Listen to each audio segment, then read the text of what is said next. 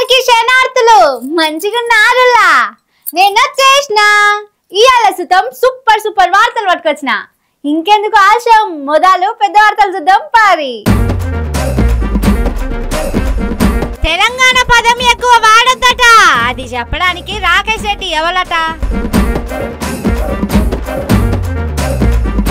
హరీష్ రావు చెప్పిండు రేవంత్ కుట్రలు బనకచెర్ల మీద ఇప్పిండు సర్కార్ బట్టలు తెలంగాణలో ఉన్నారట చంద్రాలు కోవట్టులు వాళ్ళకే ఇస్తుందట సర్కారు కాంట్రాక్టులు మళ్ళా పెంచుతారట బస్ ఛార్జీలు మొగోళ్ళను విండుతారు కావచ్చు ఫ్రీ టికెట్ పైసలు సర్కారు పనుల్లో ఏలు పెడుతున్న మీనాక్షి పాశమైలానం ప్రమాద రివ్యూయే సాక్షి బనకచెర్ల మీద పవర్ పాయింట్ ప్రెజెంటేషన్ పెట్టి తెలంగాణకు గత పాలకులు అన్యాయం చేసిండ్రు తెలంగాణకు మరణ శాసనం రాసిందని మాట్లాడింది కదా సీఎం రేవంత్ రెడ్డి తన మాటలు తెలంగాణ ప్రజలు మొత్తం నమ్ముకున్న తప్పుడు ప్రచారం అయితే జరుగుతుంది బనకచెర్ల కుట్రలు ఎవరు చేసిండ్రనేది తెలవనోళ్ళు రేవంత్ రెడ్డి చెప్పిందే కరెక్ట్ అనుకుంటారు మరి అసలు నిజమేందో చెప్పకుంటే అబద్ధమే అంతటా తిరుగుతుంది కదా అగో అందుకే అసలు నిజమేంది ఎవల కుట్రలు బనకచెర్ల వెనకల ఉన్నాయి అనేది మొత్తం హరీష్ రావు చెప్తున్నాడు ఈనుర్రి జూలై 6, 2024 రేవంత్ చంద్రబాబు కలిసిండ్రు. సెప్టెంబర్ 13, 2024 ఉత్తమ్ కుమార్ రెడ్డి గారు సతీ సమేతంగా బెజవాడకు పోయి బజ్జీలు తినొచ్చిండు. అక్కడ సైలెంట్ అయిపోయింది. ఇక బెజవాడ బజ్జీలు తిని బెజవాడకు పోయి చంద్రబాబు నాయుడు సతీ సమేతంగా కలిసి గోదావరి బనకచెర్లకు ఉత్తమ్ కుమార్ రెడ్డి కూడా పచ్చ జెండా ఊపిండు. ఆనాడు రేవంత్ రెడ్డి ప్రజాభవన్ వేదికగా బెజవాడ వేదికగా ఉత్తమ్ కుమార్ రెడ్డి ఈ ఇద్దరు కలిసి ఈ గోదావరి బనకచెర్లకు జెండా ఊపిండ్రు. ముందుగాల సీఎం కలుసుకున్నారు తర్వాత నీటిపారుదల శాఖ మంత్రి ఉత్తమ్ కలిసిండు ఆ తర్వాతనే బనకచెర్ల గోదావరి నీళ్లు తరలించడానికి బాటలు పడ్డాయట ఇప్పటికీ దాని ఊసెత్తని చంద్రబాబు నాయుడు కేంద్రానికి లేఖలు రాసులు మొదలుపెట్టిందట.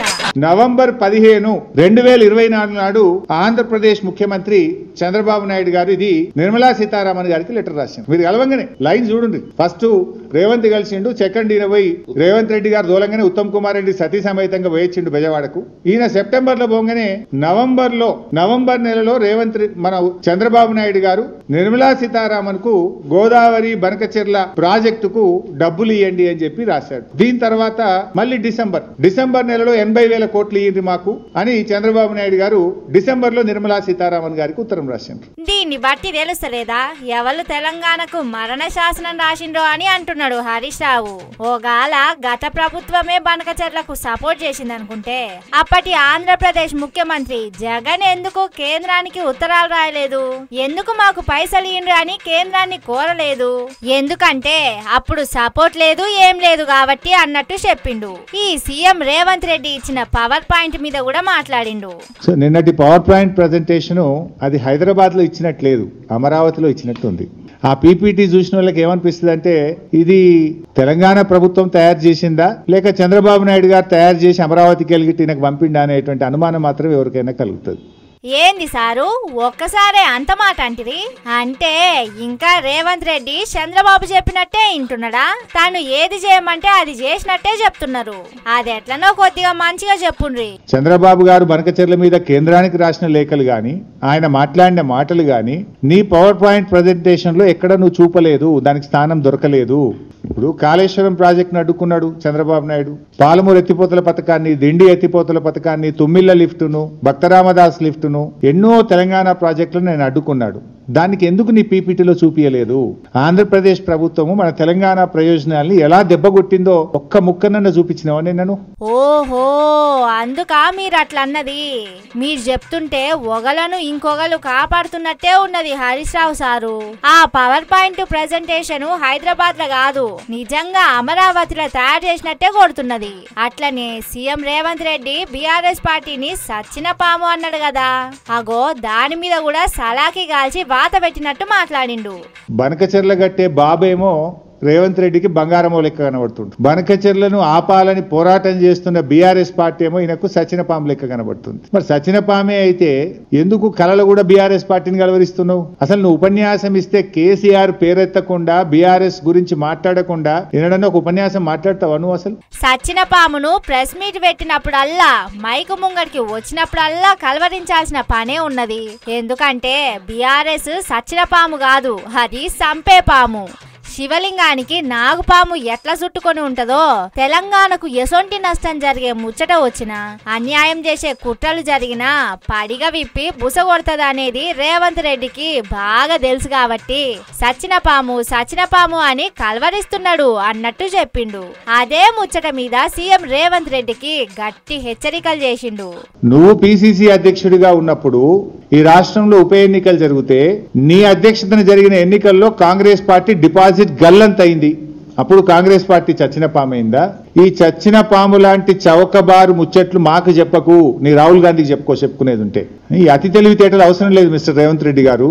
నువ్వు మొన్న ముఖ్యమంత్రి అయిన తర్వాత నీ సొంత జిల్లాలో కూడా బీఆర్ఎస్ పార్టీ ఎమ్మెల్సీ గెలిచింది, గెలవలేదా మొన్న? అహంకారంతో మాట్లాడితే ప్రజలు నిన్ను అత్తపాతాల లోకానికి దొక్కుతారు బిడ్డ, జాగ్రత్త అని హెచ్చరిస్తా ఉన్నా నేను. ఎట్లున్నది దెబ్బ అదుర్స్ కదా అన్నట్టు నశాలానికి మాటల ఘాటు తాకేటట్టు ప్రజలతోని పంచులేసిందని అంటున్నారు ఈ మాటలిన్న తెలంగాణ పబ్లిక్. ఈ మాటలు సీఎం రేవంత్ రెడ్డి ఇంటే గుండెల్లా రైళ్లు పరుగులు తీస్తే కావచ్చు అని కూడా అనుకుంటున్నారట. మరి ఇప్పటికైనా రేవంత్ రెడ్డి బీఆర్ఎస్ పార్టీ మీద, తెలంగాణ ప్రయోజనాల మీద తప్పుడు ప్రచారాలు ఆపుతాడో లేకుంటే ఎప్పటి తిరగానే అబద్ధాల స్పీచ్లు దంచుతాడో చూడాలే అని అంటున్నారు.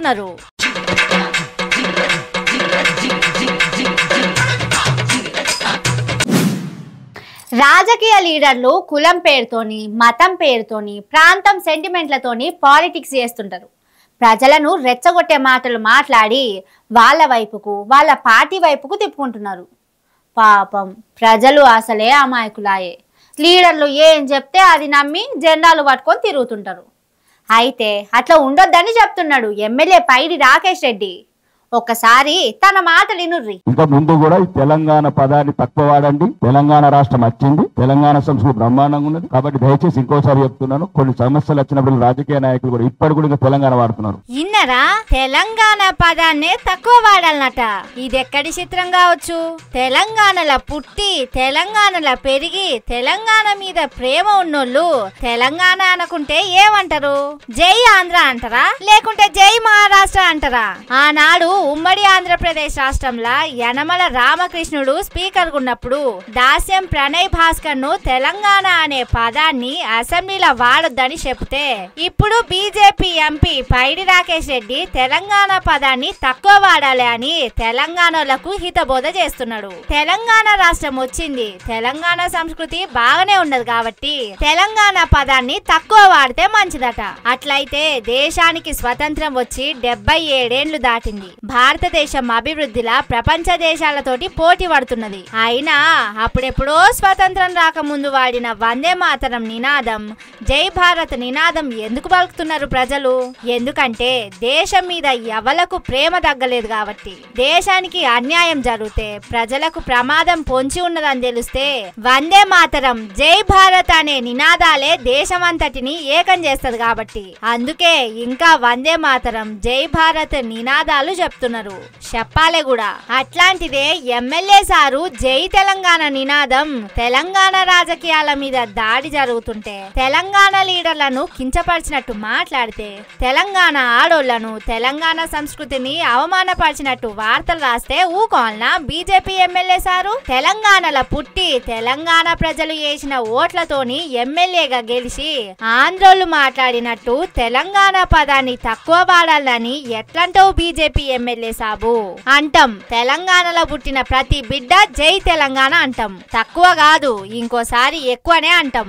ఈ భూమి ఆకాశం ఉన్నంత వరకు జై తెలంగాణ అంటారు. అయినా తెలంగాణ పదాన్ని తక్కువ వాడాలి అనే దానికి మీరు ఎవరు సారు? తల్లి లాంటి తెలంగాణను తక్కువ పలకాలి అంటవా? తల్లిని తక్కువ పిలవాలనే మహానుభావుడు ఈ తెలంగాణలో మీరు ఒక్కలే ఉన్నారు కావచ్చు బీజేపీ ఎమ్మెల్యే సారు. నీకో దండం, నీ మాటకో దండం అని అంటున్నారు తెలంగాణ భూమిని కన్న తల్లి తీరుగా కొల్చేటోళ్ళు.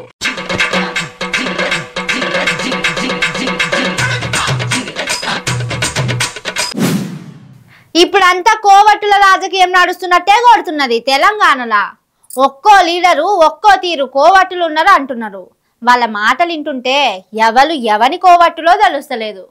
మొన్న మైనంపల్లి హనుమంతరావు మా కాంగ్రెస్ పార్టీలో కోవట్టులున్నారు, ఒక్కొక్కరి బట్టలు కూడా తీసి కొడతా అన్నాడు. ఇప్పుడు ఇంకో ఎమ్మెల్యే కూడా అదే మాట అంటున్నాడు. కాకపోతే ఆ కోవట్టులు చంద్రబాబు కోవట్టులట. మరి ఆ ముచ్చటేందో ఒక్కసారి ఇందాం పారి. చంద్రబాబు నాయుడు కోవట్లు ఈ రోజు మన తెలంగాణలో ఉన్నారు. ఇరిగేషన్ ప్రాజెక్టులు వాళ్ళే, రోడ్లు కాంట్రాక్టులు వాళ్ళే, దందాలు హైదరాబాద్ లో కూడా వాళ్ళే. తెలంగాణ రానప్పుడు వాళ్ళే, వచ్చినాక కూడా వాళ్ళేనా? కాంట్రాక్ట్లు కమిషన్లు మొత్తం వాళ్ళకే ఇస్తే తెలంగాణోళ్ళు ఎట్లా బాగుపడతారు? ఇక్కడ తెలంగాణ కాంగ్రెస్ సర్కార్ నడుస్తున్నదా లేకుంటే ఆంధ్ర చంద్రబాబు రాజ్యం నడుస్తున్నదా అన్నట్టు కోపం ఎలగాకున్నాడు కాంగ్రెస్ పార్టీ ఎమ్మెల్యే అనిరుద్ రెడ్డి. అంటే చూడు రే, కాంగ్రెస్ పార్టీ పరిపాలన ఎట్లా నడుస్తున్నదో, చంద్రబాబు నాయుడు ఇక్కడ ఎట్లా చక్రం తిప్పుతున్నాడో బీఆర్ఎస్ పార్టీలు ఇన్ని రోజులు మొత్తుకున్నది కూడా అదే. తెలంగాణను రేవంత్ రెడ్డి సర్కారు చంద్రబాబు కోవట్టుల రాజ్యం చేసిందని. కానీ ఇప్పుడు సొంత పార్టీ ఎమ్మెల్యే ఖుద్దుగా చెప్తున్నాడు. ఈ కోవట్లు ఎట్లా పోవాలనో కూడా రేవంత్ రెడ్డికి సలహా ఇచ్చిండు సొంత పార్టీ ఎమ్మెల్యే. ఆ కోవట్లకి మొత్తం నల్ల కనెక్షన్లు కట్ చేయండి, కరెంట్ కనెక్షన్లు కట్ చేయండి, ఇరిగేషన్ ప్రాజెక్టులు ఒక్క రూపాయి లేకుండా వాళ్ళని కట్ చేయండి. వాళ్ళే పోయి చంద్రబాబు నాయుడు కాలు పట్టుకొని బంకచెల్ల బంద్ చేపిస్తారు. మనం ఊకే మంచిగా మాట్లాడుతుంటే ఆ ఆంధ్రోలు మనం మాటలు వినరు కాబట్టి ఈ పని చేయండి. అగో అట్లా చేయాలన్నట.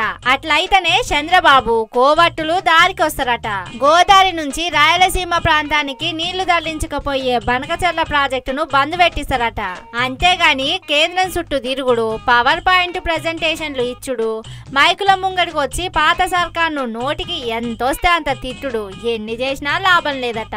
మరి అనిరుద్ రెడ్డి చెప్పినట్టు చేస్తాడా రేవంత్ రెడ్డి? లేకుంటే కోవట్టులే మాకు ముద్దు అన్నట్టు వాళ్ళకే కాంట్రాక్టులు కమిషన్లు కట్టబెడతాడా అనేది తర్వాత గాని, ఆంధ్ర చంద్రబాబు కోవట్టులు తెలంగాణలో రాజ్యం వెళ్తున్నారు అనేది మాత్రం వాస్తవం అని కాంగ్రెస్ పార్టీలే చెప్తున్నారు. మరి ఈసొంటి రోజులు ఇంకెన్ని రోజులో తెలంగాణ సమాజం ఈ కోవట్టులను ఎన్నేళ్లు భరించాలనో అని అనుకుంటున్నారట ఈ ముచ్చట ఇన్న పబ్లిక్.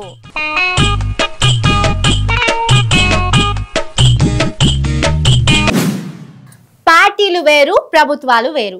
పార్టీ నుంచి ఎన్నుకోబడ్డోళ్లే ప్రభుత్వాన్ని నడుపుతారు. వాళ్ళు పార్టీలో జరిగే ముచ్చట్ల మీద మాట్లాడొచ్చు, నిర్ణయాలు తీసుకోవచ్చు, ఏవైనా చేయొచ్చు. కానీ పార్టీలో ఉండి ప్రజల చేత ఎన్నుకోబడనోళ్ళు ప్రభుత్వ పనులు చేస్తామంటే నడవది. రాజకీయ పదవులు వేరు, రాజ్యాంగ పదవులు వేరు. కానీ ఆ రూల్స్ గిల్స్ మా కాదన్నట్టే చేస్తున్నారు కాంగ్రెస్ పార్టీలు.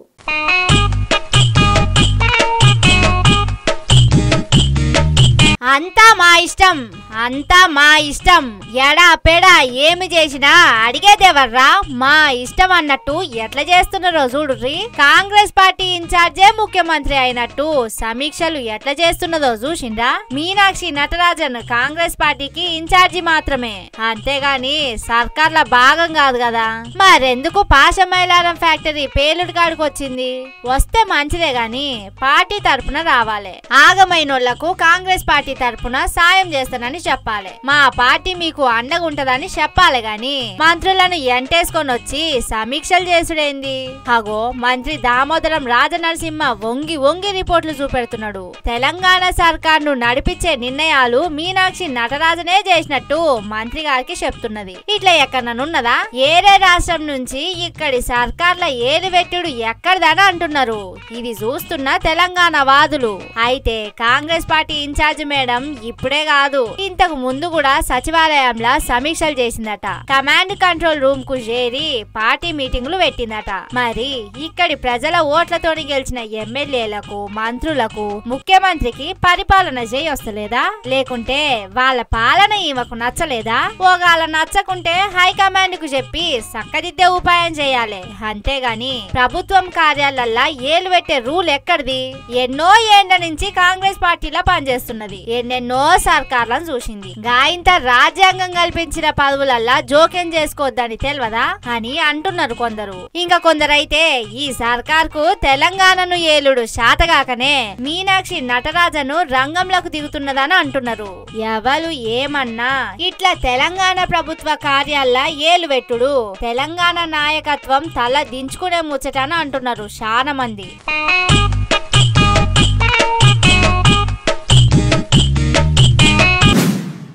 వెనకట భస్మాసురుడు అనేటోడు ఉండేదట. ఈ భూమండలం మొత్తం ఏలాలే, నాకే సర్వశక్తులు ఉండాలి అనే కోరికలు ఉండేటియట వానికి.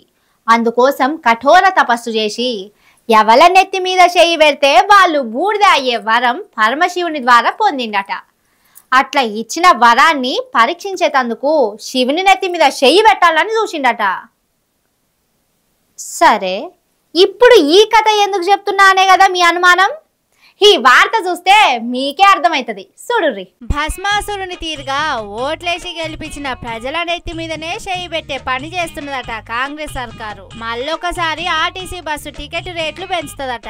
ఇప్పటికే టోల్ ప్లాజా ఛార్జీల పేరుతోని ఎన్ని టోల్ గేట్లు వస్తే అన్ని 10 రూపాయలు బస్సు ఎక్కి టికెట్ తీసుకున్నోళ్లే కట్టాలి అని ఛార్జీలు పెంచింది. ఇక ఇప్పుడు కిలోమీటర్ల సర్దుబాటు పేరుతోని ఇంకో 10 రూపాయలు పిండే నిర్ణయం చేయబోతున్నదట. అంటే ఇంతకు ముందు 50 రూపాయలు ఉన్న టికెట్ 2 టోల్ గేట్లు దాటితే 70 రూపాయలు అవుతుంది. కిలోమీటర్ల సర్దుబాటుతోటి ఇంకో 20 పెరిగి 90 రూపాయలు అవుతుంది.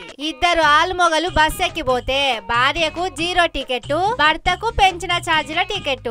అంటే అర్థమైందా? 50 రూపాయలతోని పోయేది 90 రూపాయలకు వచ్చింది. అదే ఫ్రీ టికెట్ లేకుంటే ఇద్దరు కలిసి 100 రూపాయలకే ప్రయాణం చేసేటోళ్ళు. అంటే ఫ్రీ టికెట్ పేరుతోని సర్కార్ ఒక ఇంటికి చేస్తున్న సాయం ఎంత అంటే ఒక్క 10 రూపాయలు అన్నట్టే కదా. అంటే ఒక చేత ఇచ్చినట్టే ఇచ్చి ఇంకో చేత గుంజుకుంటున్నది సర్కారు. ఆడోళ్ల ఛార్జీలు మొగోళ్ల ఛార్జీలు అన్ని ఒక్కల దగ్గరనే వసూలు చేస్తున్నట్టే కదా. అంటే భస్మాసురుని తీరుగా మన చేతులు మన నెత్తి మీద పెట్టి మనం బూడిదయ్యే పని చేస్తున్నది సర్కారు. కాబట్టి కాంగ్రెస్ ప్రభుత్వం ఇస్తున్న ఫ్రీ బస్సు ఫ్రీ కానే కాదు, మొగోళ్ల జేబులు ఖాళీ చేసే బస్సు, వాళ్ళ ముక్కు విండి వసూలు చేసే బస్సు. ఇప్పటికే బస్సుల్లో ఆడోళ్లు ఎక్కుడు ఎక్కువైతున్నదంటే ఈ ఛార్జీల పెంపుతోని మొగోళ్ళు బస్సుల ప్రయాణాలే చేయరు కావచ్చు. దానికన్నా ఏ రైలు విమానమో ఎక్కిపోవుడు నయం అనేటట్టు చేస్తున్నది సర్కార్ అని అంటున్నారు. తాపకు ఆర్టీసీ బస్సుల ఛార్జీలు పెంచుతున్నది చూస్తున్న తెలంగాణ జనాలు.